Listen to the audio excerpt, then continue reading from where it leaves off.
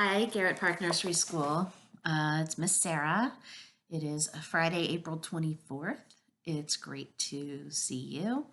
We just finished a call with our squirrel class where we read a book called An Extraordinary Egg.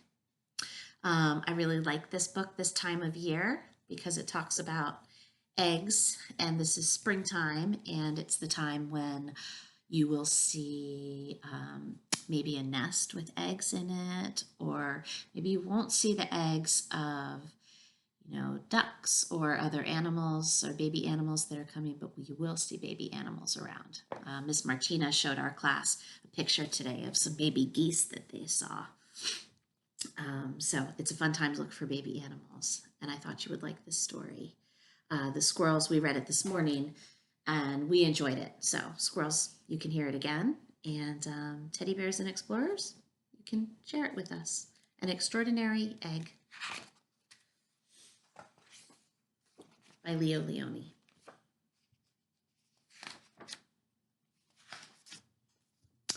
On Pebble Island, there lived 3 frogs, Marilyn,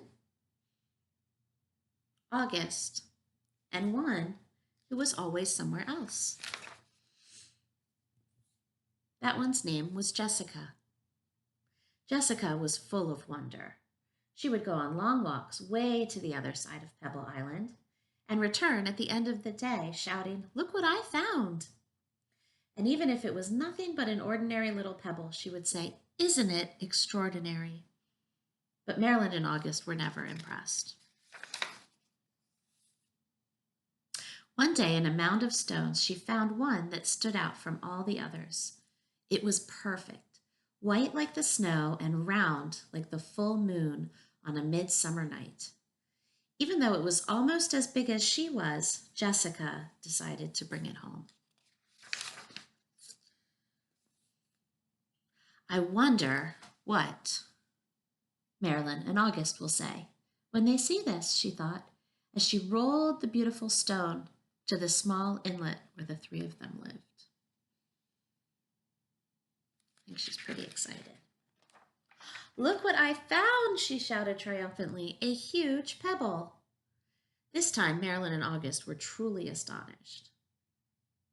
"That is not a pebble," said Marilyn, who knew everything about everything. "It's an egg, a chicken egg." "A chicken egg?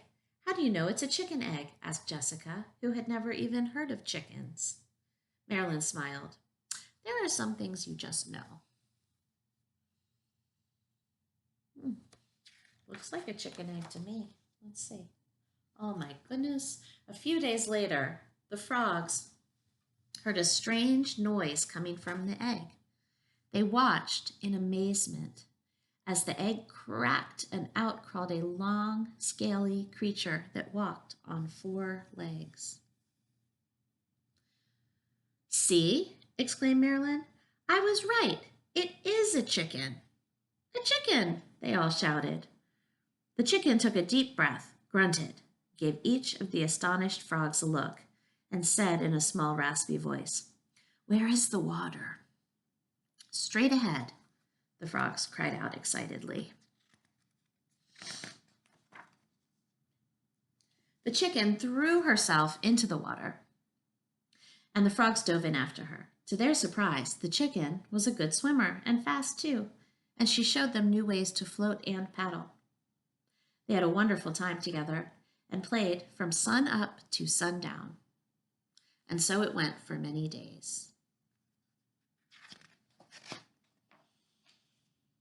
Then, one day, when Jessica was somewhere else, August and Marilyn saw a commotion in the water below them.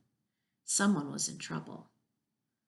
Quickly, the chicken dove into the dark pool.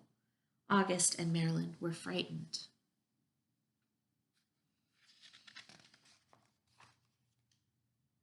After a few long moments, the chicken reappeared, carrying Jessica. "Ooh, I'm all right," she said. "I got tangled in the weeds, but the chicken saved me." From that day on, Jessica and her rescuer were inseparable friends. Wherever Jessica went, the chicken went too. They traveled all over the island. They went to Jessica's secret thinking place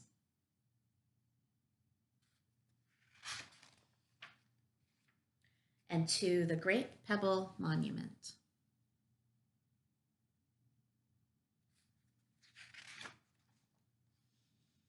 One day, they went to a place where Jessica had never been before.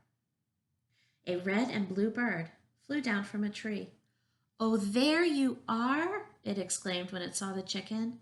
"Your mother has been looking all over for you. Come, I'll take you." They followed the bird for a very long time. They walked and they walked. They walked under the warm sun and the cool moon. And then they came upon the most extraordinary creature they had ever seen.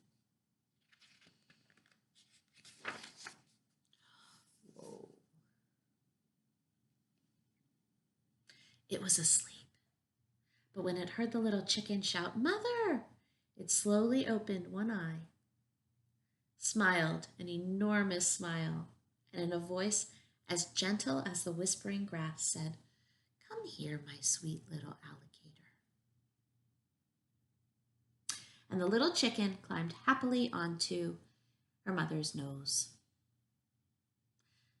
"Now it's time for me to go," said Jessica. "I'll miss you very much, little chicken. Come visit us soon, and bring your mother too." Jessica couldn't wait to tell Marilyn and August what had happened.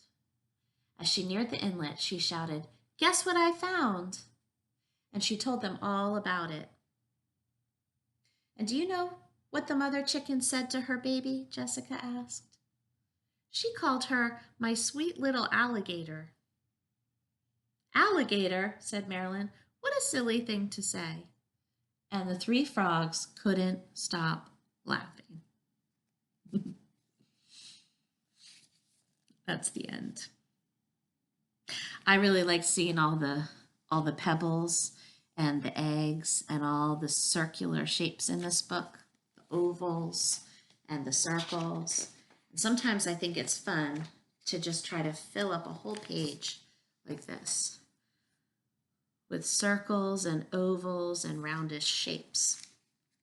So when we read this with the squirrels today, I started coloring on the paper.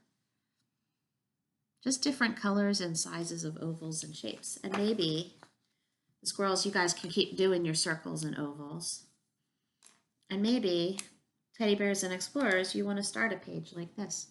Sometimes it's fun to just take a marker or a crayon and go around and around and around and around.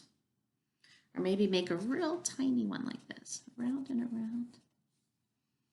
Or maybe make one inside another one, inside another one, inside another one. Or maybe a big one in the corner. And then you can change colors. Maybe I'll color this circle in red. And I'll go around and around and around and around inside it. And then there's a space here I need. So maybe I'll keep going and seeing if I can fill up my whole paper filled with circles that look like extraordinary eggs or pebbles from Jessica's favorite thinking spot. Okay. Thanks for listening, everybody. I hope you enjoyed the story. We'll do another one soon. And miss you all and hope you're doing well. And I'll talk to you soon. Okay.